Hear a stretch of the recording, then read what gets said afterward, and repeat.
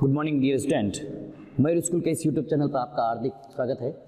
In previous videos we discuss the chapter number 35 in genetics. उसका part 2 तक अपन ने discuss किया था। जनरल जो टर्मिनोलॉजी थी उसको अपन डिस्कस कर रहे थे कि what do you mean by DNA, what do you mean by gene and what do you mean by dominant character and what do you mean by recessive character. Today we starts next terminology. The terminology is allele. Next terminology is allele, or we can also call it allelomorph. Allelomorph. What do you mean by allele? The alternative forms of a gene. Alternative forms of a gene. Alternative forms of a gene are called as allele. Gene की जो alternative forms है उसे अपन लोग क्या बोलेंगे? Allele बोलेंगे या एलिलोमॉर्फ बोलते हैं। नेक्स्ट टर्मिनोलॉजी है, यहाँ पे एक और कॉन्सेप्ट है कि एक जीन में मिनिमम कितने एलील होते हैं। A single gene possess minimum 2 allele. It is very important. A gene contain minimum 2 allele, उसके अंदर मिनिमम 2 एलील 101% होते ही है। नेक्स्ट बात करेंगे अपन होमोजाइगस स्टेज की। Homozygous stage is what? Homozygous stage देखना डियर फ्रेंड्स क्या होती है कि अपन ने बताया ना कि जो अल्टरनेटिव फॉर्म्स है जीन की, these are called as alleles और we can also call them allelomorph and we can say that a gene possess minimum 2 alleles if both the alleles of a gene are present in same condition, either they are in dominant stage, either they are in recessive stage. Such condition is called as homozygous stage. वापस revise कर लेते हैं। Homozygous stage का क्या मतलब है? अगर gene के दोनों एलील एक ही कंडीशन में, या तो दोनों ही डोमिनेंट स्टेज के अंदर है या दोनों ही क्या है, रेसेसिव स्टेज के अंदर है, the condition is called as homozygous stage. Means if the alleles of a gene are present in both dominant stage, both alleles are present in either dominant stage और recessive stage, the condition is called as homozygous stage. Next and very important terminology ध्यान रखना dear friends, heterozygous stage is what? Heterozygous stage क्या है? Heterozygous stage, as we know that in homozygous stage what we से कि अगर gene के दोनों allele एक ही कंडीशन के अंदर है, या तो दोनों ही डोमिनेंट कंडीशन के अंदर है या दोनों ही रेसेसिव कंडीशन के अंदर है, उसको तो कहा था अपन ने होमोजाइगस।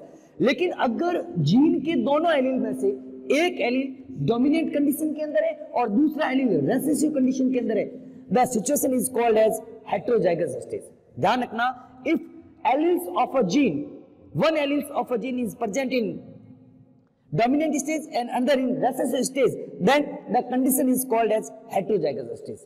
तो डियर फ्रेंड्स, अगर यहाँ पे क्वेश्चन पूछे जाते हैं कि अगर हेटेरोजाइगस कंडीशन है तो on the basis of heterozygous conditions we can calculate the number of gametes formed by the particular genotype. And what is the formula? The number of types of gametes equal to the power n, where n equal to what? N equal to number of heterozygous. N equal to what? Number of heterozygous. ध्यान से देखना क्या कहा मैंने कि अगर heterozygous condition अपन को known है, if we know the heterozygous condition, then we can calculate the number of types of gametes formed by the particular genotype. And what is the formula? The formula is to the power n, where n equal to what? N equal to number of heterozygous. Like this. It is some examples. Question number 1 ले रहा हूं मैं, यहाँ पे ध्यान से देखना। Suppose it is a genotype, capital A, small a, capital B, small B, capital C, small C. Question क्या पूछ सकते हैं कि how many types of gametes are formed from this genotype. तो सबसे पहले अपन को डियर फ्रेंड्स कैलकुलेट करना है कि how many heterozygous are there. ध्यान से देखना, हियर हेटेरोजाइगस, ये हेटेरोजाइगस कंडीशन है, इसको कैलकुलेट करेंगे 1, ये भी है 2 एंड ये भी है 3। Means here n equal to 3, then two the power 3 equal to 8। In this genotype, from this genotype 8 type of gametes are formed. एक और एग्जांपल लेते हैं क्वेश्चन नंबर 2 में, capital A, small A, capital B, capital C, small सी।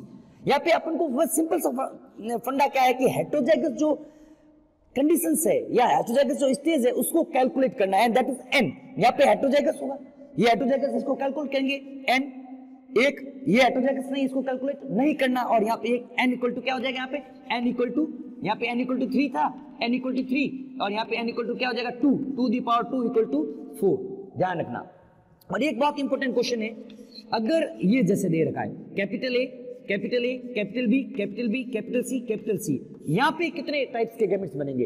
तो dear friends, यहाँ पे n equal to का n equal to 0 है, और किसी की पावर 0 होता है उसकी वैल्यू क्या होती है, 1 होती है, ध्यान रखना, इट इज वेरी इंपॉर्टेंट। वापस थोड़ा सा रिवाइज कर देते हैं। Heterozygous stage is what?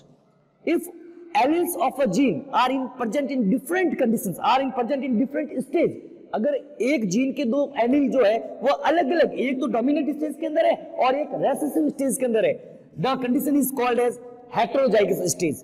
And if we know the heterozygous, then we can calculate the number of formed gametes. Gametes कितने बनेंगे उस जीनोटाइप से अपन पता लगा सकते हैं। क्या फार्मूला है कि number of types of gametes equal to 2 the power n, and where n equal to the number of heterozygous, like this it is some examples कि एक जीनोटाइप दे रखा मैंने, capital A, small A, capital B, small B, capital C and small C. First we calculate the number of heterozygous. Here number of heterozygous are how many? 1, 2 and 3. number of heterozygous कितने हो जाएंगे? n equal to 3. then put this value in this formula, 2 the power 3, 2 the power 3 equal to 8. here 8 type of gametes are formed. यहां पे देखते हैं, calculate करते हैं कि how many heterozygous are there? only 2 heterozygous are there, 1 and 2, n equal to 2, then 2 the power 2 equal to 4. it is very important question. here there is n equal to 0, there is nothing, no heterozygous conditions are available in this genotype, then n equal to 0, and किसी का भी power अगर 0 होता है उसकी value क्या होती है? 1 होती है। तो it's all about heterozygous stage. Then बात करते हैं नेक्स्ट टर्मिनोलॉजी की। नेक्स्ट टर्मिनोलॉजी की अगर अपन बात करें होमोजाइगस, हेटेरोजाइगस, देन बात करते हैं, एक सिंपल सा मैं बताता हूं कि एक फ्लो चार्ट बनाते हैं, उसी से अपन जो टर्मिनोलॉजी है वो अपन डिस्कस कर लेंगे कि पेरेंट में से एक पेरेंट हमेशा डियर फ्रेंड्स डोमिनेंट होता है, और दूसरा पेरेंट जो होता है डियर फ्रेंड वो हमेशा रेसेसिव होता है।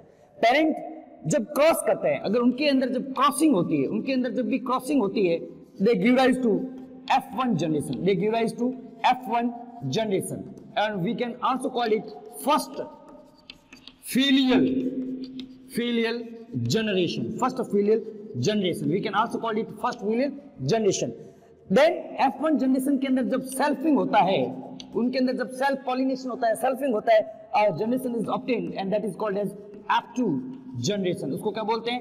F2 जनरेशन बोलते हैं, या we can also call it second filial generation, and so on.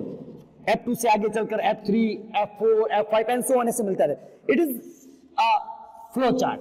क्या कहा कि जब पेरेंट में हमेशा एक पेरेंट क्या होता है? डोमिनेंट होता है, एंड एक पेरेंट हमेशा क्या होता है? रेसेसिव होता है। जब पेरेंट के अंदर क्रॉसिंग होता है, उसके अंदर क्रॉस पॉलिनेशन होता है, then we obtain F1 generation, first filial generation. After F1 generation, when selfing occurs in F1 generation, we obtain F2 generation or second filial generation, and so on. ये चीज जो है F2 से F3, F3 से F4, and ये जो process है आगे तक चलता रहता है। तो ये कुछ टर्मिनोलॉजी है। नेक्स्ट टर्मिनोलॉजी की अगर बात करें, monohybrid cross, dihybrid cross and trihybrid cross. क्या है टर्मिनोलॉजी? देखना dear friends, monohybrid cross, monohybrid cross, dihybrid cross, trihybrid cross. Monohybrid cross क्या है? We study the genetics, and genetics का मतलब क्या है? Study the inheritance and variations is called as genetics. Monohybrid cross क्या है? देखना, a cross in which we study the inheritance of one character, study the inheritance of a cross in which we study the inheritance of one character, then the cross is called as monohybrid cross. and we know that one character is equal to in genetics point of view two contrasting character. ये अपन ने last videos के अंदर discuss किया भी था कि एक जो कैरेक्टर्स होता है, हालांकि जनरल वे के अंदर बात करें a character possesses many contrasting characters, but from genetics point of view a character is equal to two contrasting characters. Then what is monohybrid cross? A cross in which we study the inheritance of one character, or we can also call it two contrasting characters. एक ही बात है, ध्यान रखना, एक character का या दो contrasting characters की इनहेरिटेंस का जो स्टडी है that is called as monohybrid cross. Means वापस डेफिनेशन एक बार आराम से वीडियो को पॉज करके नोट कर लीजिएगा. A cross in which we study the inheritance of one character और two contrasting character, a cross is said to be a monohybrid cross. Then come on dihybrid cross. Again mono का मतलब dear friends क्या होता है? One होता है. Die का मतलब होता है to. A cross in which we study the inheritance of two characters, and two characters are equal to four contrasting characters. Then वही बात होगी कि डायहाइब्रिड क्रॉस क्या होगा? A cross in which we study the inheritance of two characters or four contrasting characters, the cross is said to be a dihybrid cross. बात करते हैं ट्राइहाइब्रिड cross की. ट्राई का मतलब क्या होता है? थ्री होता है कि a cross in which we study the three characters or six contrasting characters, then the cross is said to be a trihybrid cross. Revise कर लेते हैं, ध्यान से देखना.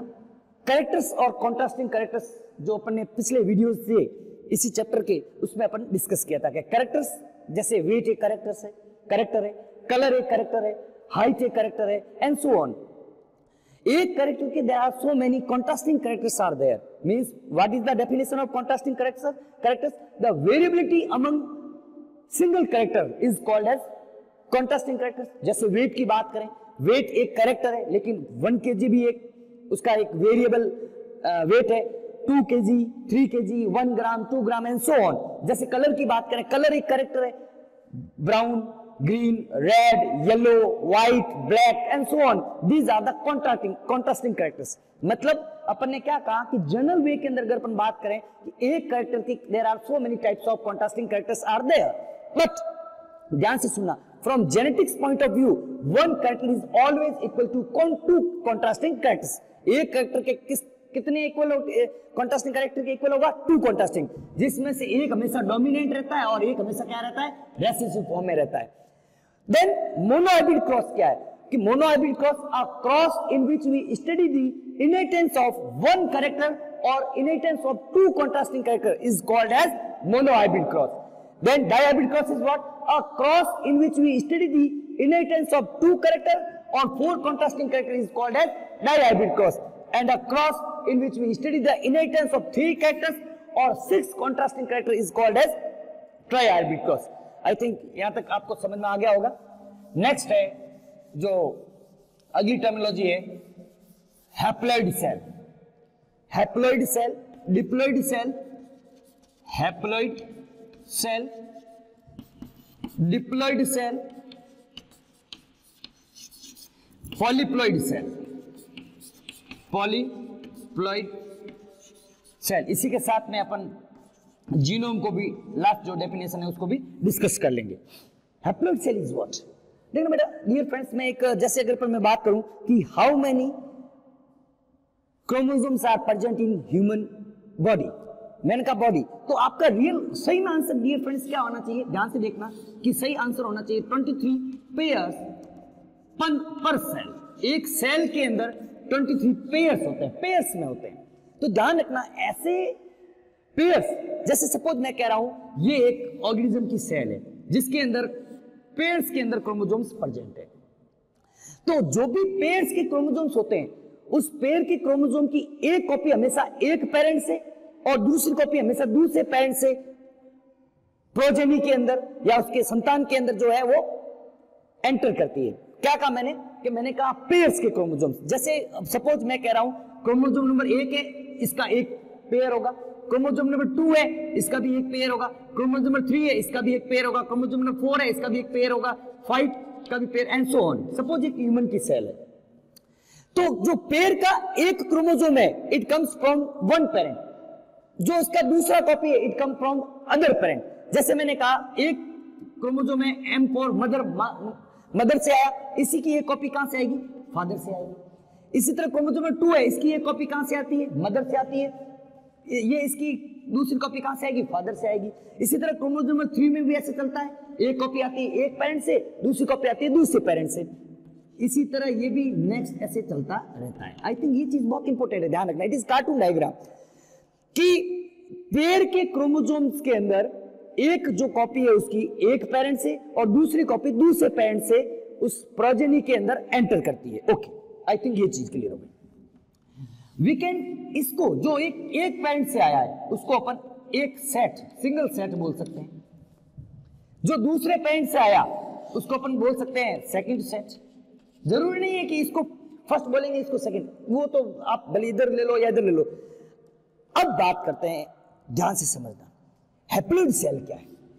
अ cell in which only single set of chromosome is there, either this और either this, कि ऐसी cell जिसके अंदर केवल क्रोमोसोम्स का एक ही सेट है, उस सेल को क्या बोलेंगे, हैप्लोइड सेल बोलेंगे। Like this examples are sperms, ovum और egg, pollen grains, these are the some examples of haploid cell। मतलब haploid cell क्या होगी, a cell in which only single set of chromosome is there is called as haploid cell। diploid cell क्या होगी, जिसके अंदर दोनों ही set होंगे। a cell in which both the set of chromosomes are present, the cell is called as diploid cell। diploid cell का examples क्या हो जाएगा, जायगोट हो जाएगा, zygote and somatic cells of our body. Somatic cell जो होती है अपनी बॉडी की, वो हमेशा क्या रहेगी, डिप्लॉइड सेल रहेगी। पॉलीप्लॉइड सेल की बात करें, a cell in which more than 2 set of chromosomes are there, 2 से ज्यादा अगर सेट ऑफ क्रोमोसोम्स है उस सेल को क्या बोलेंगे, पॉलीप्लॉइड सेल बोलेंगे। यहां पे डियर फ्रेंड्स एक बहुत इंपॉर्टेंट क्वेश्चन है कि पॉलीप्लॉइडी जो है किस केमिकल से इंड्यूस करते हैं, वह केमिकल किस प्लांट से ऑब्टेन होता है। तो पॉलीप्लॉइडी को इंड्यूस करने के लिए a chemical is there that is called as colchicine. उस केमिकल को क्या बोलते हैं, colchicine. And colchicine is obtain from a very specific important plant and the plant is called as colchicum autumnale. Plant को क्या बोलेंगे, colchicum autumnale. It is a gymnosperm plant. Colchicine is क्या काम करेगा, इट ब्रेक्स द स्पिंडल